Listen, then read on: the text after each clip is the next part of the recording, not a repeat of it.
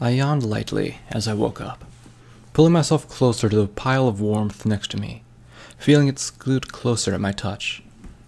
Uh-huh, I murmured softly. My mind snapped my eyes open, leaving me staring right into Longbow's blue-striped mane. I sat up slowly and pushed the bloodied dress that was draped over us away, rousing a yawn from the unarmored mare. "Hey there, you," she said slowly with a smile, brushing her mane from her eyes. "I got cold, so—" I jumped to my hooves and clambered out the window of the Marauder, taking off down the gravel road in a panic as my lungs threatened to strangle me. I wheezed and dropped down to my knees. My heart slammed against my ribs as I tried to get back up. Longbow came galloping up after me, skidding to a stop a few feet away. No, this can't be happening. Not again. "Stay back!" I shouted through my gasps. "I will not lose you to her." "It's okay. I'm staying right here," she said calmly, her voice filled with concern. "Just take big, deep breaths. In and out. In and out." I gasped and let the air out methodically, feeling as my racing heart slowed slightly. The world came into focus again as I concentrated on her words. I relaxed and got back to my hooves as I could finally control my thoughts again, trying to force everything into a box in my mind, then bury that box and build a house on top of it where I could move in and forget everything. "Talk to me, Backlash. I need to know what's wrong," she said as she sat down. I glanced up slowly, my eyes looking over her before drifting down to her flank. I tilted my head to line up the cutie mark of a golden set of scales, with one side having what looked to be a feather and the other side having a coin. She turned herself uneasily as I darted my eyes back to hers. I felt a raindrop hit my muzzle, drawing my gaze to the dark gray sky as I sighed softly. "I'm sorry." I spoke loudly. "It's just... the last mare I met died shortly after we woke up." I kicked the gravel lightly. She deserved better. "I see." Longbow's words held the bitter tone of disappointment. "You two were close?" I shook my head. "It wasn't like that. Well, part of me hoped it might have turned out that way." I looked over at Longbow as more raindrops started to fall. "I haven't had any pony I cared for in years, and with what happened to Harmony, I just don't know if I'm ready." Longbow frowned and looked down at the dirt, the rain picking up to a light drizzle. "We better get moving," she said with pain-filled words, turning and walking away slowly. "Wait, Longbow. I need to tell you something," I called out, watching her stop mid-step. Her wetting mane hung down straight as it swayed lightly in the breeze. "Ever since I left Ponyville, I've been having the same nightmare. Every time I go to sleep, I relive the same hell." She started to walk away again. "Last night it was different. You were there, with me." Longbow hesitated, letting me take a few steps forward. "You gave me the strength to break the cycle. You gave me the will to try to be a better pony. I felt something in that dream last night, something I hadn't felt in a long time." She turned her head slowly as the rain picked up again, staring at me with a despondent gaze. I stepped a hoof down in the gravel hard. It was hope. "I know that because yesterday you gave your suit's repair talisman to Isaac. The day before, you set aside your own personal code to bring in Myron." I took a few steps closer, standing beside her as the heavy rain drove my own mane into my eyes. "You are more to me than just another mare in a suit of armor. You're beautiful, strong, caring, steadfast, true to yourself. It was those qualities that put the thought in my mind that I can change, that there is hope for my soul yet. I don't know if you feel the same feelings towards me, but I'll go through hell and back before I let some pony like you slip through my hooves." She turned away just enough to hide her face behind her mane, speaking loud enough that I could just hear her over the rain. "I don't know what to say." My attention was drawn up as Isaac flopped halfway out of the driver's side window. Oh, come on! I wanted to yell at the eavesdropping zebra, only to have Longbow spin around and press her muzzle to mine, my muscles melting as she wrapped her hooves around me. I pressed into her kiss, gasping softly before plunging into another. She drew back slowly and looked up at me with her bright blue eyes, her soft gaze a mixture of happiness and inner peace. I laughed softly and smiled wide as I tilted my head up to the rain, letting the cold drops wash away my worries. A boom of thunder made me jump, but as I recovered, I felt too good to stop moving. I bounced on my hooves and started to dance around the gravel like an idiot. I know I can't dance, but I just felt like I had to. I couldn't contain myself as I twirled and bobbed, rousing a soft giggle out of Longbow. I can't believe how incredibly good it felt to just open up and lay everything out. The loud crack of lightning split the air as it struck a dead tree next to a small carport, forcing my legs to drop low for a moment.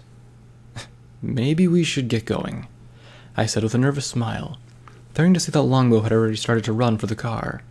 I bolted after her, scrambling across the growing puddles and slamming against the side of the Marauder with a laugh. Are you lovebirds finally good to go? Isaac said with a good-natured nudge to my side as we got in. I hit the start button and threw the vehicle into reverse. The low thumping of the engine as we pulled out quickly filled me with satisfaction as we pulled back next to the old rusty gas pumps.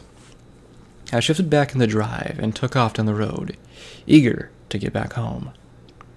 We were on the road for a little over an hour when I flipped on the radio, hoping to hear something fun come on. To my dismay, it was one of the depressing songs on the playlist. But even Sweetie Belle couldn't ruin the mood that I had. It's time for the news. DJ Pone3's voice blared through the speakers sharply. Now, I haven't heard some good news, or bad news, in a while, but it seems that the Pink Mare has inspired some chaotic followers. Gangs all across the Waste have been reportedly seen wearing pink masks, robbing and killing unwary travelers and merchants on the hunt for our dear Crusaders. And there it fucking goes. Nothing like the mention of 42 to ruin my day. Worse is, I knew it would happen. You just can't give someone a reputation like he's been doing and think people won't act on it. I sighed and smacked the steering wheel. My advice to any pony traveling the roads should be on their guard, with extra guards to boot. Also, a quick message to the Crusaders if they're listening. Feel free to give those gangs the same lesson you gave the Rock Gang. You'll be doing every pony a favor. My heart goes out to the families of the ponies that have... I flipped the radio off with a huff. I have a question, Isaac said as he raised his hoof. Who is the Pink Mare? Who are the Crusaders? And should we be worried about being followed? Longbow leaned forward from the back seat. We're being followed? How can you tell? Simple, he said as he pointed to the roof. She flew by earlier, trying to get our attention.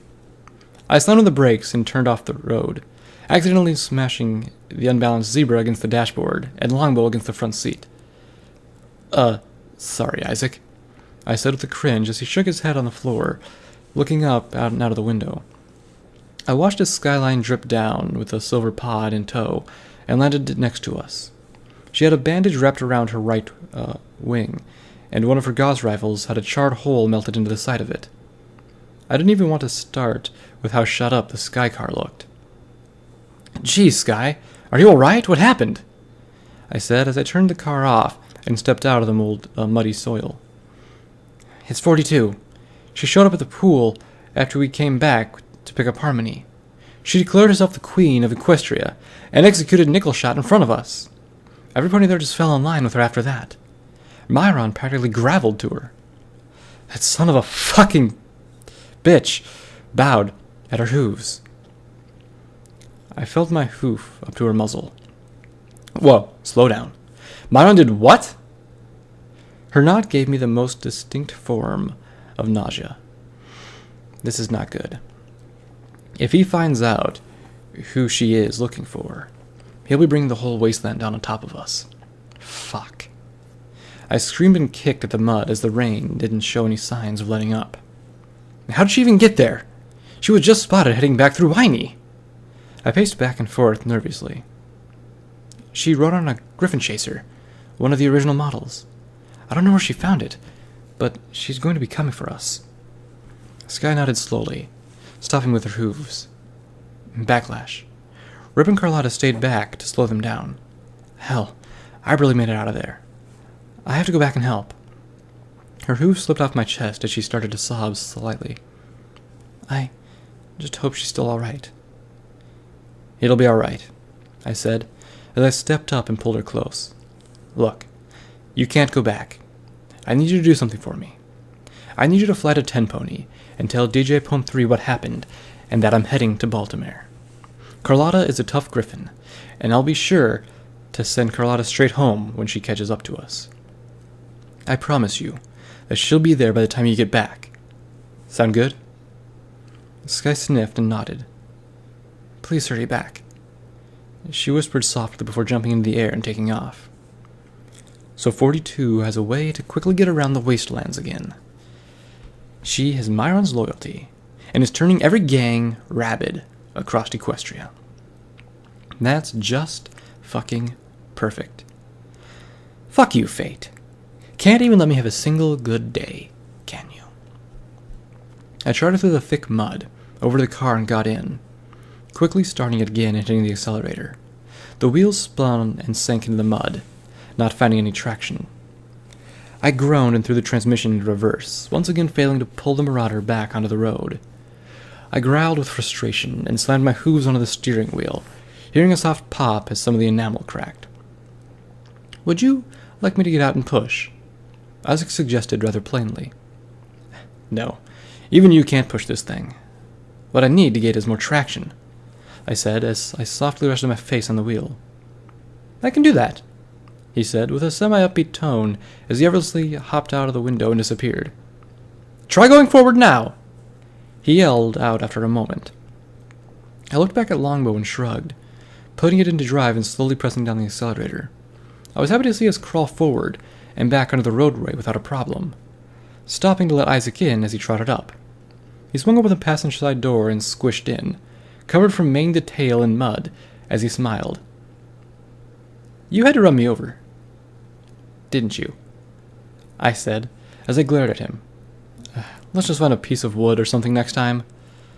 I leaned back and got us back up to speed, rolling down the decrepit highway yet again. Well, my body is made of metal, so why not use it to be helpful? He said with a shrug, still grinning wildly. I want to help ponies. And oh dear Celestia, why am I blind? He started abruptly as he flailed his forehooves and fell onto the floor with a wild gaze. What? Are you all right? Do I need to stop again? No. The Pegasus said we must keep going. I'll be fine. Longbow leaned close and whispered to me. You probably shouldn't have run him over. My ears do still work, however. This is not faulty, you know. I am not completely blind. I still have some sort of message flashing telling me I have low power, he said with a semi-sarcastic tone, trying to cover up the worry deep in his words. Do you know what will happen if I shut down? I didn't see any spark battery ports on him, Longbow said slowly. Although there's one hole I cut her off before she could even finish that horribly wrong idea. Before it gets weird, remember I have never seen a cyber pony before. I think he just needs a gemstone. I'm rather not part with them, but I have a small stock of them back at the garage you can have. Thank you, Backlash. Your generosity is appreciated, he said as one hoof held high and was waving it. Do you think I will die if I run out of power? Don't worry about that. We shouldn't be far outside the city, and in just about half an hour or so we'll be home, and I'll get you those gems, I said as we flew down the wet road. That does seem to be a bit of a problem, he said as he tapped a hoof on his blankly staring eyes, trying to hide the fear that bled from his speech.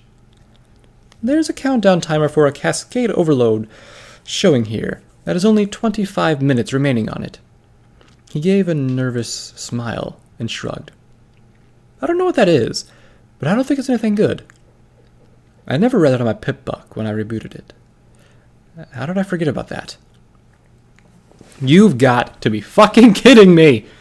I said as I slammed my hoof on the accelerator, pushing the Marauder faster as the thunderous engine roared. I felt the car start to lose traction on the wet roadway, forcing me to get back to speed down slightly.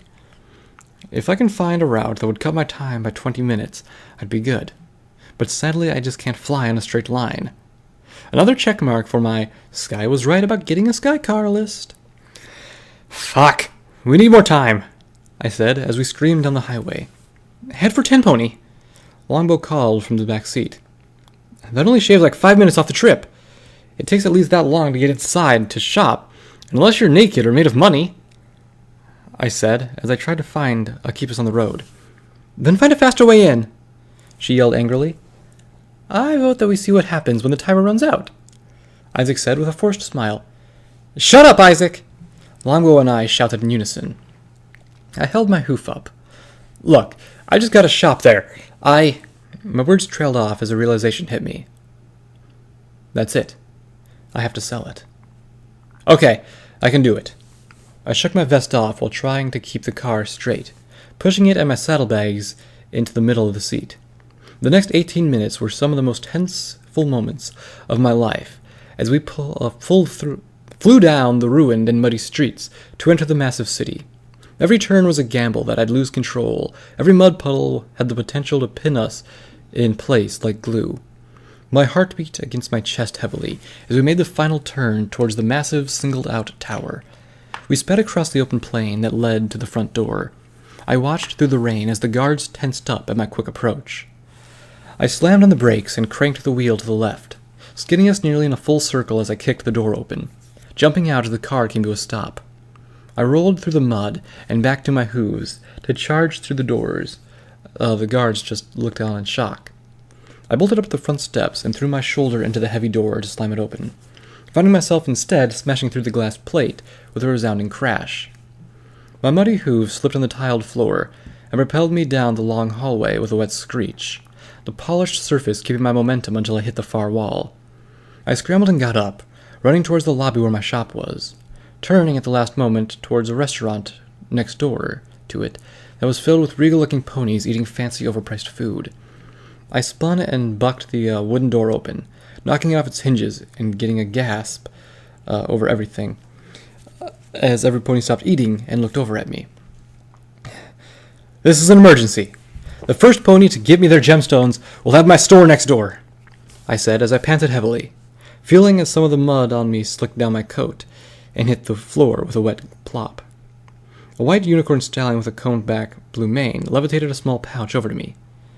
Thank you, I said, before gripping the sack in my mouth, turning around, and taking off through the doorframe, pounding across the floor back to the entrance. Hold on, Isaac. I'm on my way, I said through the small bag as I blew out the lobby and slid around the corner towards the exit, only to see very angry-looking mare of 10 Pony admissions. Out of the way! Emergency! I yelled as the bag in my hooves kicked off, carrying me towards her as fast as I could. I shot past her as she stepped aside with a gasp, my legs pushing off the top step of the stairway and propelling me through the air. I slammed down into a large puddle and rolled painfully across the ground before reorientating myself, slamming against the door of the Marauder with a grunt. I hoofed it open again and climbed over the seats to Isaac, dropping the bag in my hoof before stuffing it against his muzzle, feeling like he licked a few of the gems out before swallowing them whole. He hoofed the bag again as he started to blink and looked around the car. Huzzah! I'm cured! He yelled jubilantly and flung his hooves in the air.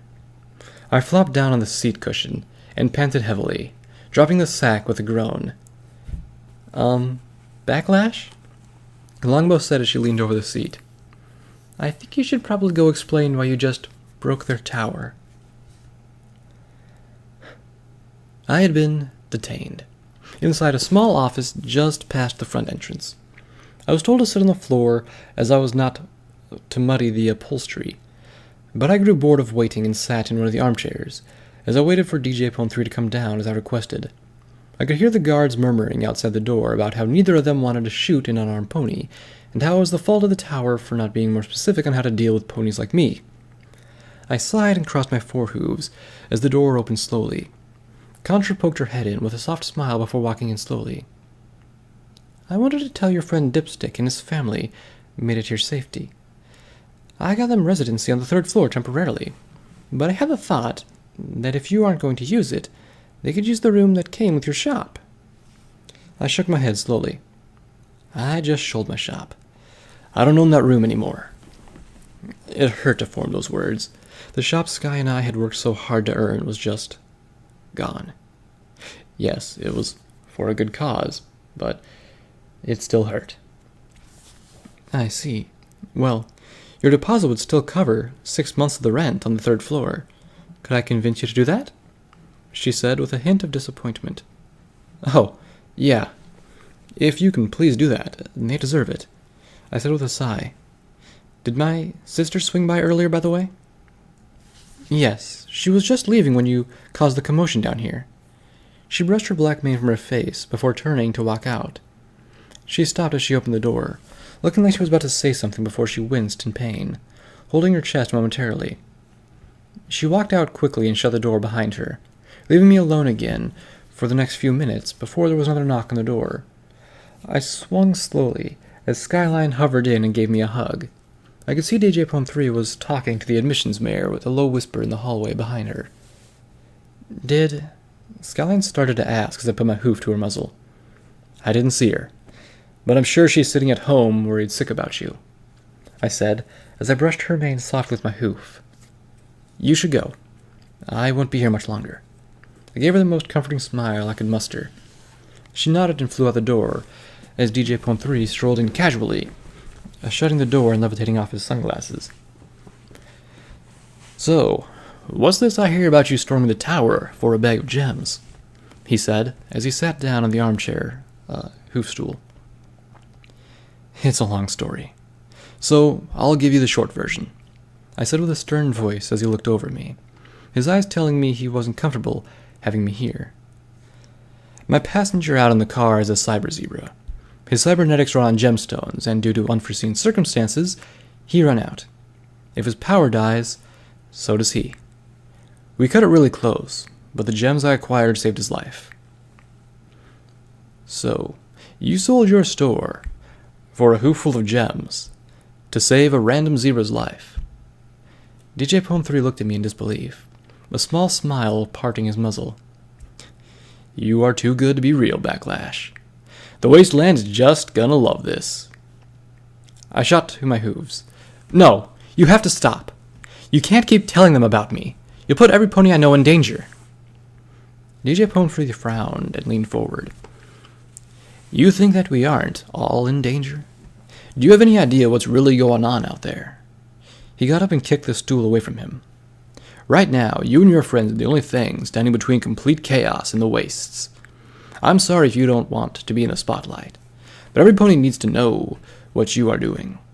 More so now that 42 is convincing gangs into her own private army.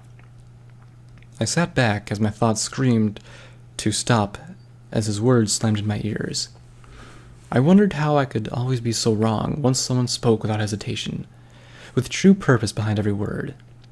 How can I be so short-sighted or selfish about things that I let it blind me? I couldn't blame it on the reappearance of 42, or on being a generally unintelligent stallion. But I always find some excuse.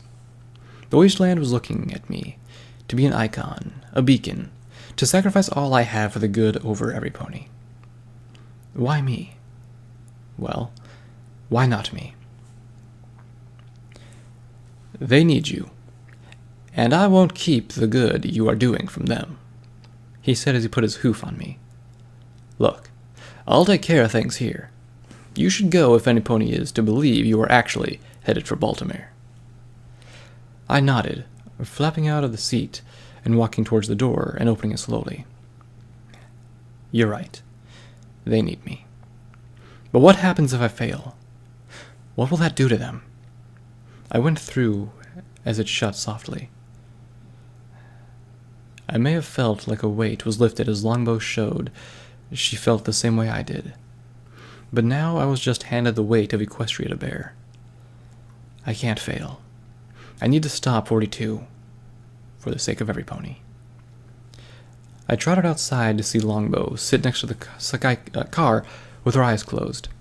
Isaac was doing the same with his head out of the backseat window. "Can you smell the grass, Backlash?" Longbow said with a smile. What?"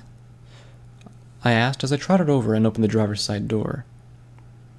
I was describing this grass smell, like to Longbow. "Have you ever smelled it before?" Isaac said as he looked over to me. He looked happy, almost in a state of bliss. I sighed as I got in and shut the door. "Yeah, I have." "Bullshit! Don't lie to him!" Longbow started, with more disappointment in her voice than I wanted to hear. "I'm not," I retorted, as I started the car, watching as Longbow kept eye contact on me, walking around the front door before getting in, and slamming the door as she glared at me. "Celestia is my witness. I swear I'm telling the truth." "There hasn't been fresh grass outside of a stable in 100 years. She narrowed her eyes as she spoke. "Unless you've been inside one, that's impossible for you to smell it." I tapped the side of my head with a hoof. "Well, I've smelled it in my dreams, felt it under my hooves." I shifted the car into drive and pulled away from Tenpony, heading towards home. Besides, I'm related to Pinkie Pie. Nothing's impossible. Level up. +10 small guns, +5 repair. New perk, Wild Warrior. Your unconventional and needlessly reckless style of fighting leaves most opponents busy wondering instead of moving to fight back. Whenever you catch an enemy off guard, they lose 3/4 their effective damage tolerance instead of just 1/2.